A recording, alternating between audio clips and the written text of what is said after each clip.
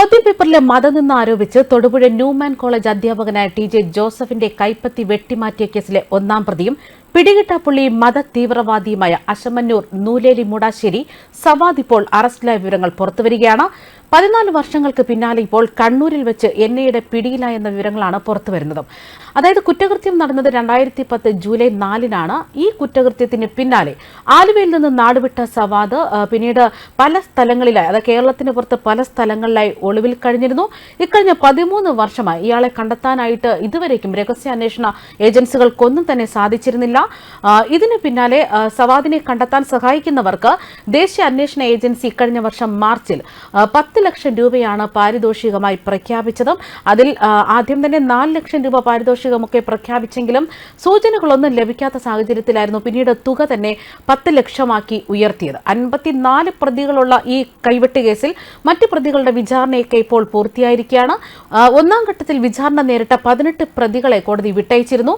സവാദിനെ വിദേശത്ത് കണ്ടെത്തിയതായുള്ള രഹസ്യ വിവരത്തെ തുടർന്ന് എൻഐഎ അന്വേഷണമൊക്കെ ശക്തമാക്കിയിരുന്നു. നയതന്ത്ര പാഴ്സൽ സ്വർണ്ണക്കടത്ത് കേസിൽ കസ്റ്റംസ് അറസ്റ്റ് ചെയ്ത പ്രതികളിൽ ഒരാളും ദുബായിൽ സവാദിനെ കണ്ടതായി മൊഴി നൽകിയിരുന്നു. ഇന്ത്യൻ ചാര സംഘടനയായ റോയുടെ ഏജന്റുമാരായുള്ള പാകിസ്ഥാൻ, ദുബായ് എന്നിവിടങ്ങളിൽ സവാദിനെ കണ്ടെത്തുന്നതിനായി അന്വേഷണമൊക്കെ ഊർജിതമാക്കിയിരുന്നു. അഫ്ഗാനിസ്ഥാൻ, നേപ്പാൾ, മലേഷ്യ എന്നിവിടങ്ങൾ കേന്ദ്രീകരിച്ചും എൻഐഎ അന്വേഷണം നടത്തിയെങ്കിലും ഫലമുണ്ടായില്ല. സവാദ് സിറിയയിലേക്ക് കടന്നിരുന്നു എന്നൊക്കെ പ്രചരണം ലഭിച്ചെങ്കിലും അതിന് തെളിവൊന്നും പിന്നീട് ലഭിച്ചില്ല. കേസിലെ കൂട്ടുപ്രതികളുമായി സംഭവത്തിന് പിന്നാലെ സവാദ് ബന്ധപ്പെട്ടിരുന്നില്ല എന്നും അന്വേഷണ ഏജൻസികൾ കണ്ടെത്തിയിരുന്നു. കേസിൽ കേരള പോലീസിന്റെ ക്രൈംബ്രാഞ്ച് വിഭാഗം അന്വേഷണം നടത്തിയ ആദ്യഘട്ടത്തിൽ തന്നെ സവാദിനെ ബാംഗ്ലൂരിൽ നിന്നും കർണാടക പോലീസ് കസ്റ്റഡിയിലെടുത്തതായിട്ട് സൂചനയുണ്ടായിരുന്നെങ്കിലും ഇത് സംബന്ധിച്ച് യാതൊരുവിധ സ്ഥിരീകരണമൊന്നും ഉണ്ടായിരുന്നില്ല. നേപ്പാളിൽ ഏറെക്കാലം ഒളിവിൽ താമസിച്ച പ്രതി എം കെ നാസറിനൊപ്പം സവാദ് ഉണ്ടെന്നായിരുന്നു നാട്ടിലെ അടുത്ത ബന്ധുക്കളും സുഹൃത്തുക്കളുമൊക്കെ അനുമാനിച്ചത്. എന്നാൽ നാസർ കീഴടങ്ങിയതിന് പിന്നാലെ വിശദമായി ചോദ്യം ചെയ്തെങ്കിലും ഈ സവാദിനെ കുറിച്ചുള്ള വിവരങ്ങളൊന്നും തന്നെ അന്വേഷണ സംഘത്തിന് ലഭിച്ചിരുന്നില്ല. അതായത് അധ്യാപകന്റെ കൈവെട്ടാൻ ഉപയോഗിച്ച മഴുവുമായിട്ടാണ് ഈ സവാദ് അന്ന് കടന്നു കളഞ്ഞത്. ക്രൈംബ്രാഞ്ച് എൻഐഎക്കും ഈ മഴു ഇതുവരെ വീണ്ടെടുക്കാൻ കഴിഞ്ഞിട്ടില്ല. ആക്രമണത്തിനിടയിൽ സവാദിന് ചെറിയ തോതിലൊക്കെ പരിക്കേറ്റിരുന്നു. ഈ പരിക്കുമായി സവാദ് ആലുവ വരെ എത്തിയതിന് തെളിവുണ്ടായിരുന്നെങ്കിലും അവിടെ നിന്ന് എങ്ങോട്ടാണ് സവാദ് നീങ്ങിയതെന്നും തന്നെ സംഘത്തിലുള്ളവർക്ക് ആർക്കും അറിയില്ലായിരുന്നു.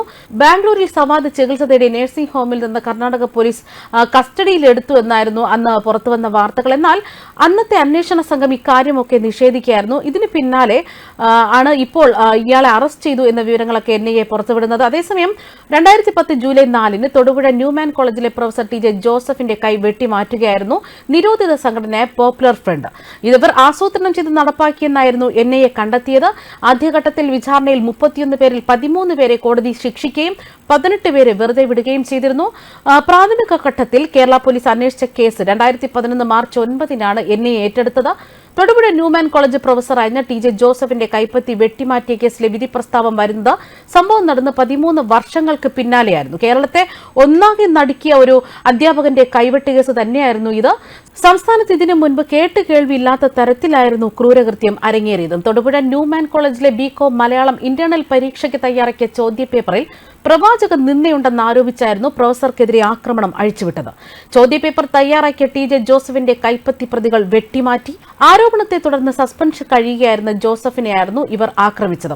2010 ജൂലൈ 4-ന് കേരളത്താകെ ഞെട്ടിച്ച ഈ സംഭവത്തിന് പിന്നിൽ നിരോധിത സംഘടനയായ പോപ്പുലർ ഫ്രണ്ടാണ് ഈ കൃത്യം ആസൂത്രണം ചെയ്തതും നടപ്പാക്കിയതും എന്നായിരുന്നു കേസ് ആദ്യം അന്വേഷിച്ച സംസ്ഥാന പോലീസും പിന്നീട് കേസ് അന്വേഷിച്ച എൻഐഎയും കണ്ടെത്തിയത്.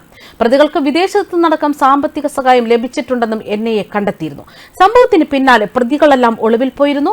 വർഷങ്ങൾക്ക് പിന്നാലെ ഒളിവിൽ കഴിഞ്ഞ പ്രതികളെ പലപ്പോഴായി എൻഐഎ അറസ്റ്റ് ചെയ്ത് വെവ്വേറെ കുറ്റപത്രം സമർപ്പിച്ചായിരുന്നു വിചാരണയും പൂർത്തിയാക്കിയത്. പ്രതികൾക്കെതിരെ എൻഐഎ UAPA ചുമത്തിയിരുന്നു. സംഭവത്തിന് പിന്നാലെ വർഷങ്ങളോളം ഒളിവിൽ കഴിയുകയായിരുന്നു പ്രതികൾ.